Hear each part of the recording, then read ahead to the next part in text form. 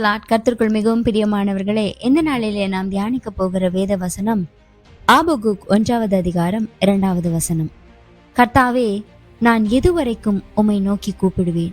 அருமையானவர்களே, ஆபகுக் தீர்க்க தரிசன புத்தகம் தேவனுக்கும் தீர்க்க தரிசிக்கும் நடைபெறும் ஒரு உரையாடலாகும். தேவ பிள்ளைகளின் மத்தியில் காணப்படும் தவறான காரியங்களை தடுத்து நிறுத்தும்படி அவன் ஜெபித்தான். ஆனாலும் தேவன் ஒன்றுமே செய்யாதவர் போல காணப்பட்டதை நாம் பார்க்கிறோம். அநீதியையும் வன்முறைகளையும் நீதிமான்களுடைய அழிவையும் அவர் சகிப்பது போல அது இருந்தது. எனவே ஆபகுக், நான் எதுவரைக்கும் உம்மை நோக்கி கூப்பிடுவேன் என்று கேள்வி எழுப்பினார். துன்மார்கரை தண்டிக்கவும் தனது ஜெபங்களுக்கு பதிலளிக்கவும் தேவன் ஏன் தாமதிக்கிறார் என்று அவன் ஆச்சரியப்பட்டான். ஏன் நம்முடைய ஜெபங்களுக்கு கூட சில நேரங்களில் பதில் வருவதில்லை? எப்பொழுது அவர் நம்முடைய ஜெபத்தை கேட்பார் என்கிற கேள்விகள் நம்முடைய மனதில் எழும்புகின்றது. யூதாவை சிட்சிக்கும்படியாக பாபிலோனியரை கடினமாய் பயன்படுத்தி தமது திட்டத்தை கர்த்தர் ஆபகுக் தீர்க்கதரிசியிடம் கூறினார்.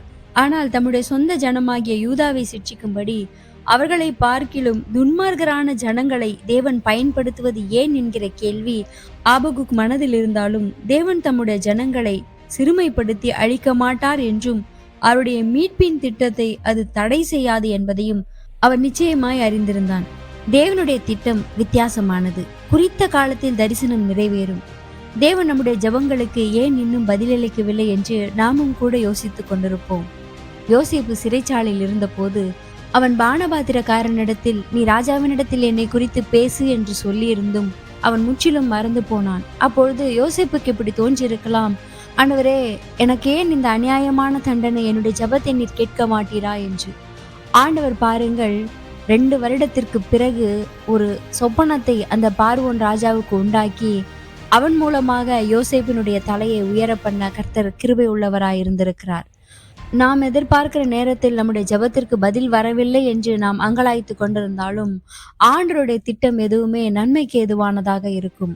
ஒருவேளை யோசேப்பு சொன்ன அதே நேரத்தில் அந்த பானபாத்திரக்காரர் பார்வோனிடத்தில் பரிந்து பேசியிருப்பாரே, ஆனால் யோசேப்புக்கு விடுதலை மட்டுமே கிடைத்திருக்கும். கர்த்தர் தாமதித்ததினால் அந்த எகிப்திலே 2வது அதிபதியாக அவனுடைய கொம்பை உயர பண்ணினதை நாம் நினைவு கூற வேண்டும். கடந்த நாட்களில் நமக்கு உதவிய அவருடைய பலத்த கரத்தை அனுபவித்திருக்கிறோம். நீதியுள்ள தேவன் ஒருபோதும் நம்மை கைவிட மாட்டார். நிச்சயமாகவே நாம் நோக்கி கூப்பிடும் போது அவர் நமக்கு ஏற்ற வேளையில் பதில் தருவார். ஆமேன்.